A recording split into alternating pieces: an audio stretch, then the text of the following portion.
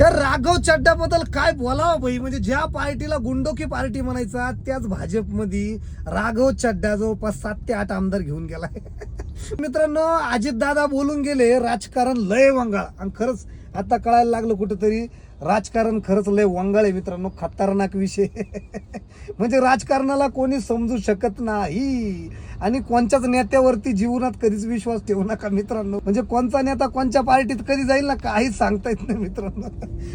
आणि यंग पिढीचा ताईत होता बरं का गळ्यातला, म्हणजे यंग पिढीला एवढा राघव चड्डा आवडायचा ना, कारण की तो मुद्देच असा मांडायचा मित्रांनो. म्हणजे संसदेमध्ये असा सांगायचा, म्हणजे 20 रुपयाचा समोसा 200 रुपयाला एअरपोर्टला का बरं विकता, 20 रुपयाची बॉटल 100ला का विकता, असे मुद्दे मांडायचा राघव चड्डा. आणि यार ज्या पार्टीला गुंडोकी पार्टी म्हणतो त्याच पार्टीमध्ये राघव चड्डा गेला बाई. म्हणजे राजकारण लय भंगार आहे रे भावांनो. मला काय वाटतं, राघव चड्डाने बीजेपी मध्ये जाऊन चांगलं केलं की वाईट केलं, कमेंटमध्ये नक्की सांगा मित्रांनो. आणि तुमच्या भावाचा व्हिडिओ तुम्हाला आवडत असेल तर फॉलो करायला विसरू नका. धन्यवाद.